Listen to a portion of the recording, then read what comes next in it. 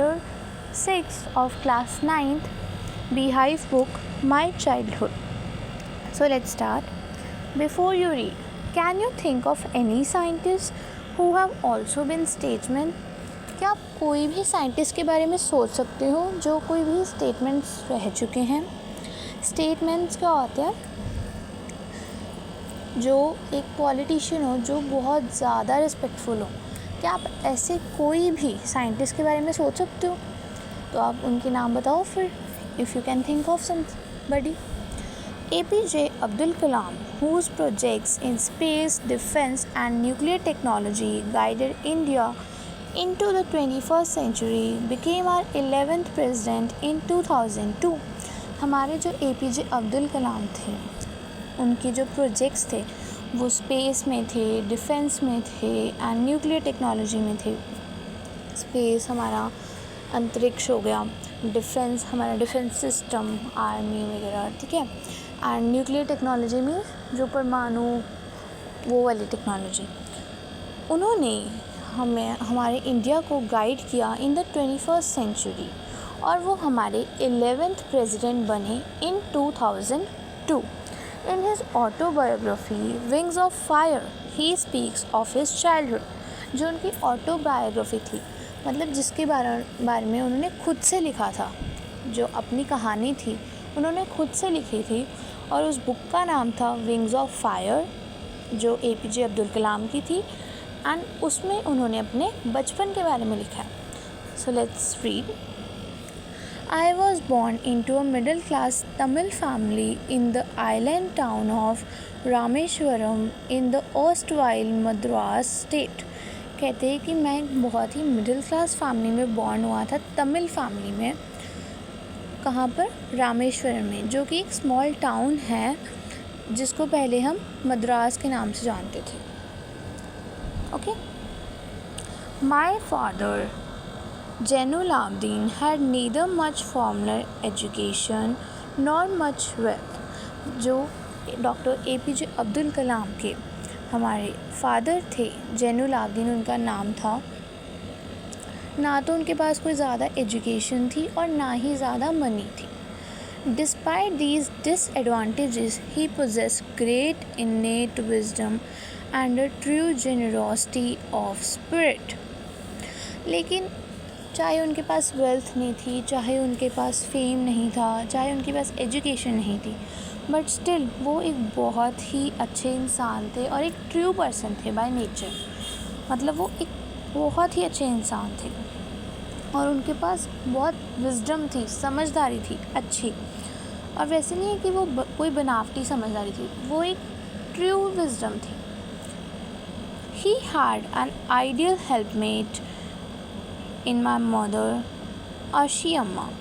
जो APJ अब्दुल कलाम के mother का नेम है वो है आशी अम्मा, और वो जो APJ अब्दुल कलाम के फादर थे वो उनको बहुत हेल्प करते थे, उनकी मदर की. I do not recall the exact number of people she fed every day, but I am quite certain that far more outsiders ate with us than all the members of our own family put together.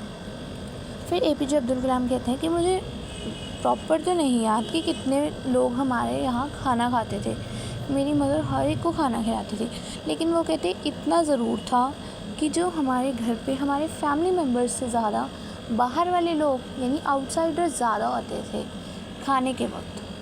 I was one of many children, a short boy with rather undistinguished looks, born to tall and handsome parents. कहते मैं भी जितने भी बच्चे से उनमें से मैं एक था, एक शॉर्ट बॉय, मीन्स हाइट छोटी थी उनकी, और उनके जो लुक्स थे वो कोई अलग नहीं थे, मीन्स वो कहना चाहते हैं कि मैं एक नॉर्मल पर्सन था. लेकिन उनके जो मदर फादर थे वो बहुत ही टॉल थे और बहुत ही हैंडसम थे, मतलब गुड लुकिंग थे.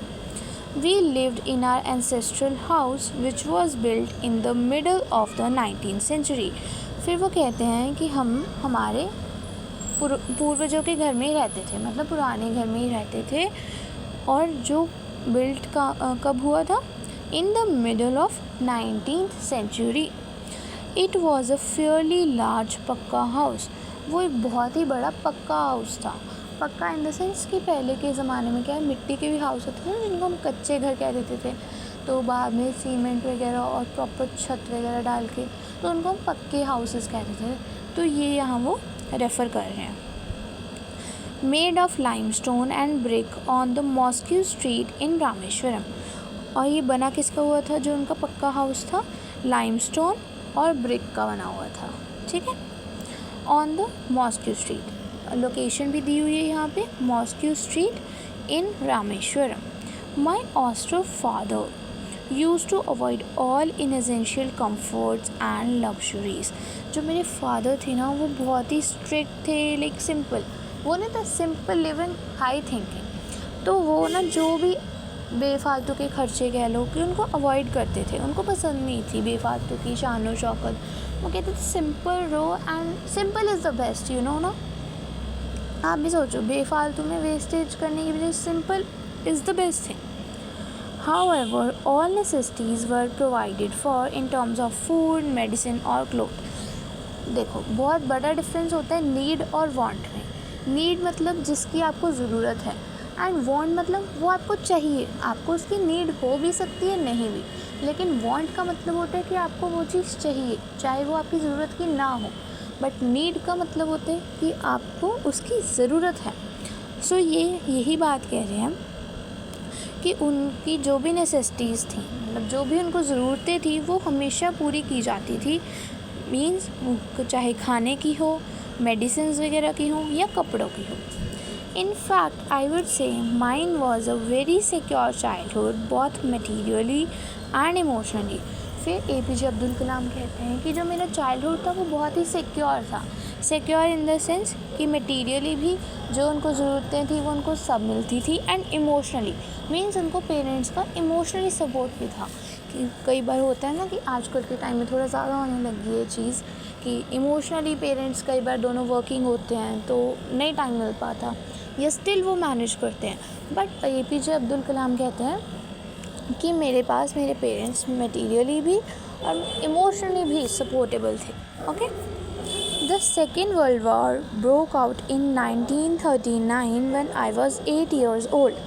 Then APJ अब्दुल कलाम सेज कि जो सेकेंड वर्ल्ड वॉर हुई थी वो कब हुई थी, 1939 में, जब वो कितने सालों के थे, ओनली 8 years old, ठीक है।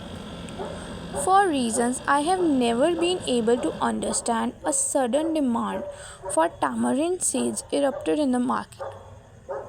कहते हैं कि मुझे रीज़न्स तो समझ कभी भी नहीं आए इस बात के, बट मार्केट में एक सडन डिमांड आई कि एक ज़रूरत चीज़ आई कि उनको टैमरिंड सीड्स चाहिए। टैमरिंड मीन्स इमली के सीड्स चाहिए। I used to collect the seeds and sell them to a provision shop on Moscow Street. फिर वो कहते APJ अब्दुल कलाम कि मैं जो इमली के बीज सीड्स होते थे मैं उनको कलेक्ट करता था और एक शॉप पे जाके उनको बेच देता था। जो वो शॉप थी वो कहाँ थी, on the mosque street itself.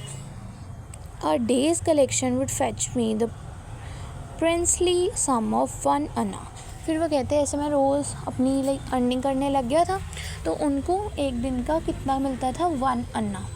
तब के टाइम पे अन्ना होते थे, ठीक है। आज के टाइम में तो वो लाइक हमारे लिए तो वो कम अमाउंट है, बट वहाँ उस टाइम के लिए ये अमाउंट ज़्यादा होती थी। Okay, my brother in law Jalaluddin would tell me stories about the war which I would later attempt to trace in the headlines of Dinamani. जो APJ अब्दुल कलाम के ब्रदर इन लॉ थे, मतलब जो जीजा थे, ठीक है, उनका नाम था जलालुद्दीन। वो उनको स्टोरीज़ बताते होते थे वॉर के बारे में। लेकिन फिर जो है APJ अब्दुल कलाम वो बाद में कहाँ से सुनने लगे वो सारी स्टोरीज़, उसकी न्यूज़पेपर की हेडलाइंस में, और न्यूज़पेपर का नाम था दीना money. Our area being isolated was completely unaffected by the war. कहते जो हमारा एरिया था रामेश्वरम में मॉस्क्यू स्ट्रीट पे, वो एक आइसोलेटेड एरिया था, मीन्स ज़्यादा कोई घिरा हुआ नहीं था, सेपरेट सा एरिया था एक, और वो वॉर से अभी तक बिल्कुल अनअफेक्टेड था। वॉर से उसको कोई फ़र्क नहीं पड़ा था अभी तक। But soon India was forced to join the Allied forces and something like a state of emergency was declared. अभी बट जल्दी क्या हुआ कि इंडिया को ज़बरदस्ती बोला गया कि आपको एलॉयड फोर्सेस को ज्वाइन करना पड़ेगा. एलॉयड फोर्सेस कौन कौन सी थी? जो सारी आर्मीज़ थी, यूके, यूएसए, रशिया की, ठीक है, ड्यूरिंग सेकेंड वर्ल्ड वॉर के टाइम की बात हो रही है. और तब क्या हुआ, एक इमरजेंसी डिक्लेयर कर दी गई. The first casualty came in the form of suspension of train halt at Rameswaram station. तो अभी क्या सबसे पहली बात क्या हुई कि ट्रेन्स को रोक दिया गया रामेश्वरम जो स्टेशन की है. The newspapers now had to be bundled and thrown out from the moving train on the Rameshwaram road between Rameshwaram and Dhanuskodi. अभी जो न्यूज़पेपर्स हैं, लाइक पहले तो नॉर्मल जैसे पहले एक जगह पे, फिर दूसरी जगह पे, फिर जो न्यूज़पेपर वाले अंकल या भैया आते हैं फिर वो डिस्ट्रीब्यूट करते हैं. बट अभी क्या हुआ, जब वॉर का टाइम हो गया था तो न्यूज़पेपर्स को सीधा ट्रेन में बंडल करके बस ट्रेन से ही, चलती ट्रेन से फेंक दिया जाता था. कहाँ पर? रामेश्वरम रोड पे, जो कहाँ पर थी? Between Rameswaram and Dhanushkodi. इन दोनों जगह के बीच में जो न्यूज़पेपर्स थे उनको ट्रेन से बंडल करके बाहर फेंक दिया जाता था. That force my cousin Samsudin, who distributed newspapers in Rameshwaram, to look for a helping hand to catch the bundles, and as if naturally I filled the slot. कहते कि जो मेरा कज़न था, APJ अब्दुल कलाम कह रहे हैं कि जो मेरा कज़न था उसका नाम था सैमसुदीन. वो क्या करता था? न्यूज़पेपर को डिस्ट्रीब्यूट करता था रामेश्वरम में. अभी क्या था, पहले तो नॉर्मली आते थे, बट अभी जब वो चलती ट्रेन से बंडल्स को फेंकते थे तो किसी ना किसी को तो वो कैच करने पड़ेंगे ना, जिनको वो डिस्ट्रीब्यूट करने हैं. तो कैच करने के लिए उसको एक और साथी की ज़रूरत थी, एक और बंदे की ज़रूरत थी. तो इसीलिए जो शामसुद्दीन है उन्होंने APJ अब्दुल कलाम से पूछा. तो APJ अब्दुल कलाम कहते ठीक है, मैं आ जाऊँगा, इसमें क्या है. Then Samsudin helped me earn my first wages. तो इस तरह से मीन्स वो भी अब वर्क करने लग गए जो APJ अब्दुल कलाम है. तो मीन्स अब दोनों जने वर्क करते थे. तो इस तरह से जो APJ अब्दुल कलाम हैं उन्होंने अपनी फर्स्ट अर्निंग की. Half a century later, I can still feel the surge of pride in earning my own money for the first time. कहते कि हाफ अ सेंचुरी मतलब 50 साल बाद भी जब भी मैं उस बारे में सोचता हूँ तो मुझे ना एक गर्व सा महसूस होता है अपने ऊपर कि मैंने खुद की मनी अर्न की थी, वो भी फ़र्स्ट टाइम. लाइक जब आप भी कभी अर्न करोगे फर्स्ट टाइम तो आपको भी अलग सेंस की खुशी होगी, बिकॉज वो आपकी फ़र्स्ट अर्न मनी है ना. सो या, every child is born with some inherited characteristics into a specific socio-economic and emotional environment and trained in certain ways by figures of authority. कहते हर एक चाइल्ड जो है वो बॉर्न होते हैं कुछ अपनी करेक्टरिस्टिक्स के साथ, मतलब उसमें कुछ खूबियाँ भी होती हैं और कुछ कमियाँ भी ज़रूर होती हैं.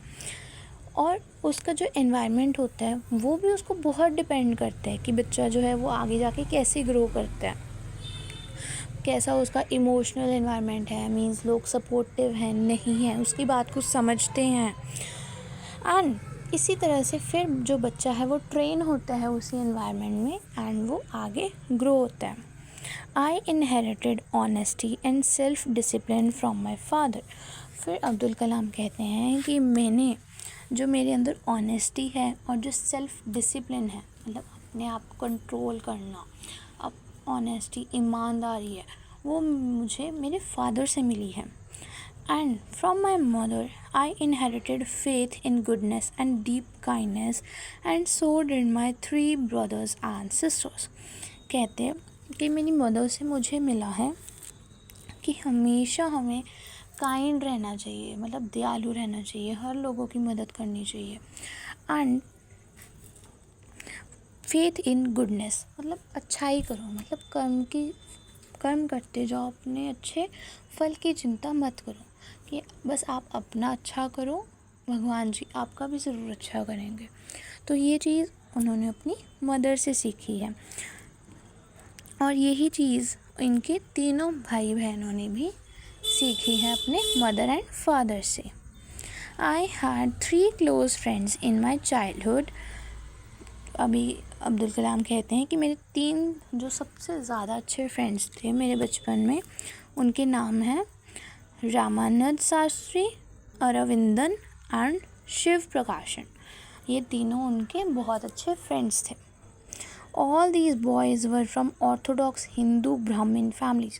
और ये तीनों के तीनों ऑर्थोडॉक्स मतलब लाइक प्रॉपर हिंदू, कट्टर हिंदू, उन फैमिली से थे, ये ब्राह्मण फैमिली से। As children none of us ever felt any difference amongst ourselves because of our religious differences and upbringing। अभी अब्दुल कलाम तो मुस्लिम थे एंड ये जो उनके फ्रेंड्स थे वो तीनों हिंदू थे, लेकिन वो कहते हैं कि जैसे हम बच्चे थे तो हमें किसी को कोई डिफरेंस नहीं लगा हमारे अंदर, जस्ट बिकॉज़ कि हमारा रिलीजन अलग है या हमारी कास्ट अलग है या हमारी परवरिश अलग है। क्योंकि देखो ना, अगर हम बच्चे हैं तो हम बहुत ही इनोसेंट और बहुत ही प्योर से होते हैं, और हमें इस चीज़ से फ़र्क नहीं पड़ता कि उसकी कास्ट क्या है या उसकी कास्ट क्या नहीं है। वो बात है कि हमें वैसे भी ये डिफरेंस तो वैसे करना ही नहीं चाहिए, बट स्टिल कि जब हम छोटे होते तो हमें वो बिल्कुल ही नहीं पता होता कि ये क्या चीज़ है क्या नहीं। हमें तो बस इंसान पता होता है कि वो अच्छा है या नहीं, ठीक है। सो in fact, Ramanand Sastri was the son of Pakshi Lakshman Sastri, the high priest of the Rameshwaram temple। अभी जो कहते हैं कि जो रामानंद शास्त्री था, जो उनका फ्रेंड था, वो किसका बेटा था? पाक्षी लक्ष्मण शास्त्री का, जो कि एक अच्छे पंडित थे वहाँ के टेम्पल के, रामेश्वरम के टेम्पल के एक अच्छे पंडित थे। वो कौन? पाक्षी लक्ष्मण शास्त्री, और उनका बेटा जो था वो रामानंद शास्त्री, और वो अब्दुल कलाम के एक बहुत अच्छे फ्रेंड थे। Later he took over the priesthood of the Rameswaram temple from his father. अभी पहले वो टेम्पल को संभालते थे, पूजा करते थे एंड सब करते थे, लेकिन बाद में जब उन्होंने वो अपनी पोजीशन छोड़ दी तो उनके बेटे ने वो पोजीशन उनकी संभाल ली। मीन्स अब वो पंडित हो गया था एंड वो सारा काम करता था, जो भी टेम्पल का काम था। Okay. Aravindan went into the business of arranging transport for visiting pilgrims.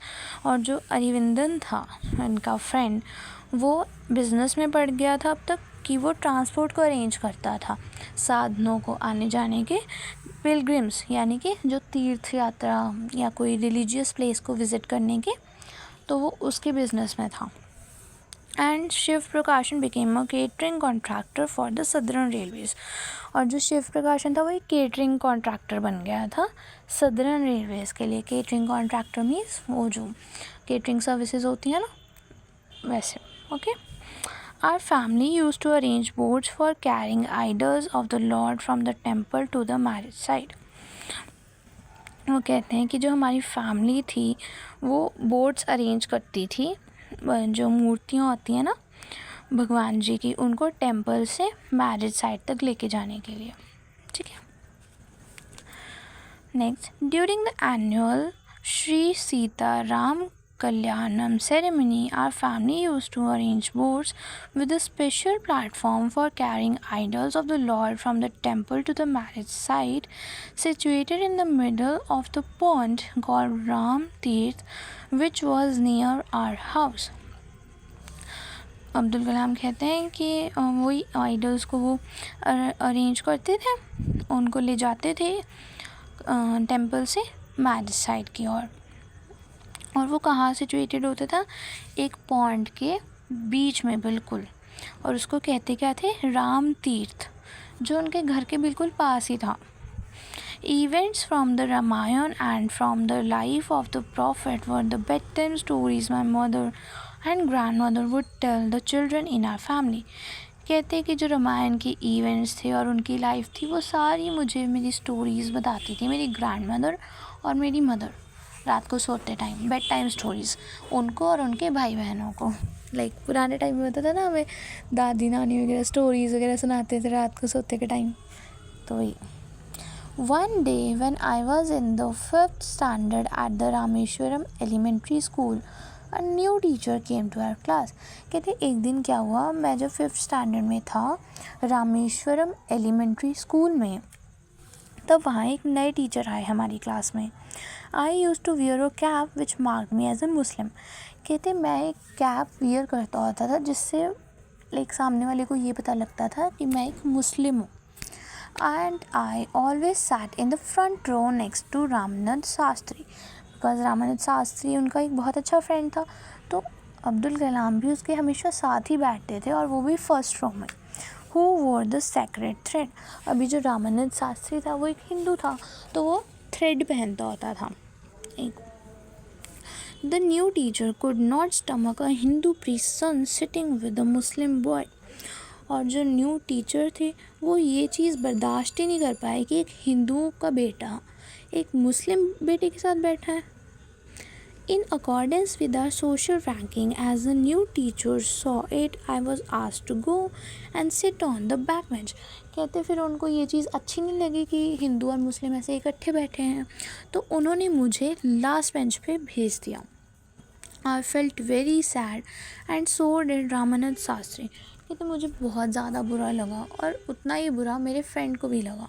Obviously बुरा लगेगा ही ना, आप इकट्ठे बैठते अपने फ्रेंड के साथ रोज़ और एक दिन आप उससे अलग कर दिया जाए और आप अगर फर्स्ट रो में बैठते हो आपको बिल्कुल लास्ट पे बिठा दिया जाए। So he looked utterly downcast as I shifted to my seat in the last row. कहते जो उनका फ्रेंड था वो बिल्कुल ही सैड हो गया था जब उनको उठाया गया अपनी सीट से और उनसे कहा गया कि तुम जाके लास्ट बेंच पे बैठो। The image of him weeping when I shifted to the last row left a lasting impression on me. कहते कि वो इतना उसको बुरा लगा कि जो उनका फ्रेंड था अब्दुल कलाम का वो रोने ही लग गया था जब उनको लास्ट सीट पे जाना था लास्ट रो में, और उस चीज़ का एक गहरा प्रभाव पड़ा अब्दुल कलाम पे। After school, we went home and told our respective parents about the incident.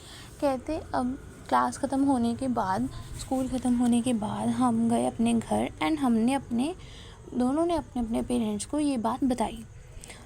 Lakshman Shastri summoned the teacher and in our presence told the teacher that he should not spread the poison of social inequality and communal intolerance in the minds of innocent children. अभी जो लक्ष्मण शास्त्री थे उन्होंने जो teacher को था वो हटा दिया और उन्होंने कहा कि जब तक हम हैं यहाँ कोई भी टीचर इन बच्चों में भेदभाव नहीं कर सकता, कोई इनइक्वालिटी नहीं होगी और यहाँ इस चीज़ को टॉलरेट नहीं किया जाएगा। बिकॉज़ वो बच्चे तो इनोसेंट है ना यार, उनको क्या पता, आप क्यों ना ये बातें लेके आ रहे हो बीच में। He bluntly asked the teacher to either apologize or quit the school and the island. उन्होंने कहा कि या तो आप माफ़ी मांगो, उन्होंने टीचर को कहा जो लक्ष्मण शास्त्री हैं कि या तो आप माफ़ी मांग लो, नहीं तो आप स्कूल भी छोड़ दो और इस आइलैंड को भी छोड़ दो। Not only did the teacher regret his behavior, but the strong sense of conviction Lakshman Shastri conveyed ultimately reformed this young teacher. कहते टीचर को अपने डिसीज़न का रिग्रेट होने लग गया, उनको अपनी बात का पछतावा हुआ। और ये बात क्यों हो पाई? क्योंकि जो लक्ष्मण शास्त्री थे उन्होंने अपनी बात को बहुत ही बोल्डली और बहुत ही अच्छे से रखा उस यंग टीचर के सामने, तो इसीलिए अब वो यंग टीचर भी चेंज हो गए। On the whole, the small society of Rameshwaram was very rigid in terms of segregation of different social groups. However, my science teacher, Shiva Subramania Iyer, through an orthodox Brahmin with a very conservative vibe, was something of a rebel. कहते हैं कि जो हमारी छोटी सी society थी रामेश्वरम की वो बहुत ही ज़्यादा रिजिड थी कि इन चीज़ों को सबको अलग अलग करने पे, मतलब वो विश्वास रखते थे कि हम सब इकट्ठे ही रहें, कोई भेदभाव ना हो किसी में। और जो उनके एक साइंस टीचर थे अब्दुल कलाम के, उनका नाम था शिव सुब्रमण्य अय्यर। और वो भी एक कट्टर ब्राह्मण फैमिली से थे और उनकी वाइफ थी कंजर्वेटिव मतलब आप एक तरह से कह सकते हो कि छोटी सोच, या मतलब कि होता है ना कास्ट बैरियर, वैसे कि हमने उनको नहीं बुलाना, हमने इसको नहीं बुलाना, वो ये कास्ट के हैं, वो दिस कास्ट के हैं, तो ये वाली चीज़। He did his best to break social barriers so that people from varying backgrounds could mingle easily. कहते कि जो उनके साइंस टीचर थे वो नहीं ऐसे भेदभाव करते थे, वो हमेशा यही कोशिश करते थे कि पीपल चाहे कोई भी बैकग्राउंड से हों, कोई भी बैकग्राउंड से हों, लेकिन सभी आपस में मिलजुल कर रहें. He used to spend hours with me and would say, Kalam, I want you to develop so that you are on par with the highly educated people of the big cities. वो हमेशा जो अब्दुल कलाम के साथ हैं, उनके science teacher, वो घंटों घंटों तक बैठे रहते थे और वो उनको कहते थे कि मैं तुम्हें ना एक बड़ा इंसान बनना देखना चाहता हूँ, कि तुम हाईली जो अच्छे पढ़े लिखे इंसान हैं ना, हाईली एजुकेटेड पीपल, तुम वहाँ बड़े बड़े शहरों में वहाँ जाओ और तुम उनके साथ बातें करो, तुम एक अच्छे इंसान. One day he invited me to his home for a meal. एक दिन जो उनके साइंस टीचर थे अब्दुल कलाम के, उन्होंने उनको इनवाइट किया अपने घर पे एक मील के लिए, खाना खाने के लिए.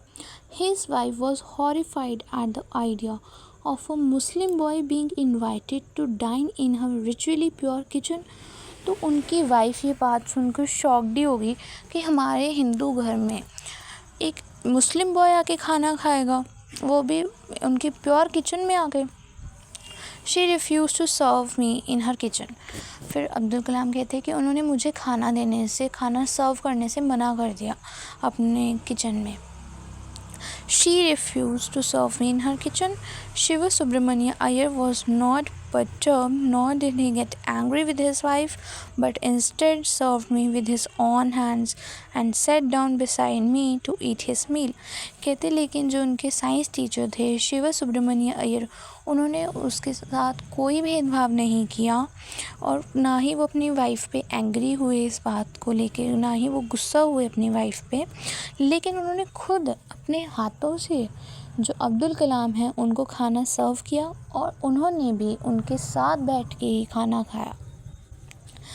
His wife watched us from behind the kitchen door. कहते जो उनकी वाइफ थी वो हम दोनों को खाना खाते हुए देख रही थी किचन के दरवाजे के पीछे से.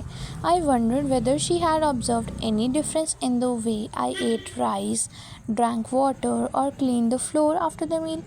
कहते मुझे भी थोड़ी सी हैरानी हुई कि वो हमें ऑब्ज़र्व करी क्यों नहीं थी, वो क्या डिफरेंस देखना चाह रही थी कि मैं कैसे खा रहा हूँ, मैं कैसे पानी पी रहा हूँ, या मैं खाना खाने के बाद कैसे जो फर्श है उसको साफ़ कर रहा हूँ. When I was leaving his house, Shiva Subramanya Iyer invited me to join him for dinner again the next weekend. कहते जब मैं उनके घर से जा रहा था तो मेरे टीचर ने मुझे फिर से इनवाइट किया डिनर पे नेक्स्ट वीकेंड, अगले हफ्ते को.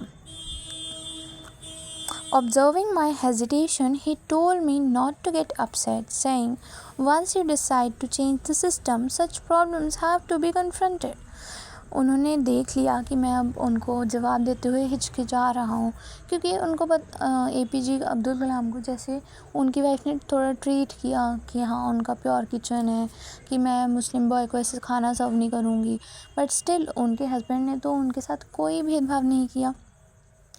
तो इस वजह से वो थोड़ा हिचकिचाए बोलने में कि हाँ अब मैं नेक्स्ट टाइम कैसे ही आ पाऊँ. तो तब उनके टीचर उनको कहते हैं कि तुम उनकी बात से उदास मत हो. कहते अगर तुम्हें सिस्टम को चेंज करना है तो ऐसी छोटी मोटी प्रॉब्लम्स को तो तुम्हें कन्फ्रंट करना पड़ेगा. अगर तुम सिस्टम को अच्छे से चेंज करना चाहते हो तो प्रॉब्लम्स आएंगी ही आएंगी और तुम्हें उनका सामना करना ही है. तो ये चीज़ हमारी लाइफ में भी अप्लाई होती है कि अगर आपके सामने आप कुछ भी चीज़ को चेंज करना चाहे वो आप खुद को चेंज करना चाहो, चाहे वो आप सामने वाले को चेंज करना चाहो, आपको प्रॉब्लम्स का तो सामना करना पड़ेगा ही. When I visited his house the next week, Shiva Subramanya Iyer wife When I visited his house The next week, Shiva Subramania Iyer's wife took me inside her kitchen and served me food with her own hands. कहते लेकिन जब मैं अगले हफ्ते उनके घर में गया तो उनकी वाइफ ने मुझे खुद खाना सर्व किया अपने किचन में से और अपने हाथों से सर्व किया और वो मुझे किचन में भी लेके गई. Then the Second World War was over and India's freedom was imminent. कहते तब तक जो है वो सेकेंड वर्ल्ड वॉर ख़त्म हो चुकी थी और इंडिया फ्री हो गया था. Indians will build their own India declared Gandhi ji. फिर गांधी जी ने कहा कि जो हम इंडियंस हैं वो अपना इंडिया खुद बनाएंगे. The whole country was filled with an unprecedented optimism. I asked my father for permission to leave Rameshwaram and study at the district headquarters in Ramanathapuram. कहते कि अब होल कंट्री में एक अच्छा उत्साह सा आ गया था पूरे देश भर में और तब उन्होंने अपने फादर से परमिशन मांगी रामेश्वरम छोड़ के जाने के लिए और जो रामानथपुरम जो डिस्ट्रिक्ट हेडक्वार्टर्स है वहाँ पर स्टडी करने के लिए अपनी आगे की. He told me as if thinking aloud, Abul I know you have to go away to grow. वो कहते हैं जो उनके फादर थे कि मुझे पता है अब तुम्हें जाना पड़ेगा, अगर तुम्हें ग्रो करना है तो तुम्हें यहाँ से दूर जाना ही पड़ेगा. Does the seagull not fly across the sun alone and without a nest? He quoted Khalil Gibran to my hesitant mother. Your children are not your children. They are the sons and daughters of life's longing for itself. फिर मतलब जैसे parents होते हैं ना, हम अभी बड़े होकर कहते हैं कि हमने वहाँ स्टडी करने जाना है, हमने अब्रॉड जाना है या हमने कोई और सिटी या स्टेट जाना है स्टडी करने के लिए, बट वो एकदम से तो रेडी नहीं होते ना. वो यही कहते हैं कि चलो आपको ग्रो करना है तो आपको जाना ही पड़ेगा. वो उनको अंदर से तो मन नहीं होता उनका कि हमें भेजने का. तो वही चीज़ है. फिर वो अपनी वाइफ को कहते हैं कि तुम्हारे बच्चे अब तुम्हारे बच्चे नहीं हैं, वो देश के बेटा और बेटी हैं, अब उनको जाना ही पड़ेगा. They come through you but not from you. कहते कि वो तुम्हारे थ्रू यहाँ पर आए हैं बट वो तुमसे नहीं है, उनको तो जाना ही पड़ेगा. You may give them your love but not your thoughts for they have their own thoughts. कहते हम उनको प्यार दे सकते हैं, हमारा प्यार दे सकते हैं, बट हमारी सोच उनको हम नहीं दे सकते. क्यों? क्योंकि उनके खुद के थॉट्स हैं. ये तो आप भी रिलेट कर पाओगे कि हमारे पेरेंट्स हमें प्यार दे सकते हैं और उनकी थोड़ी बहुत सोच हमारे अंदर आ सकती है, बट वो पूरी की पूरी सोच हमारे अंदर नहीं आ सकती. क्यों? क्योंकि हमारे अपने भी थॉट्स हैं. So this was an extract from Wings of Fire, Abdul Kalam autobiography. Thanks for watching.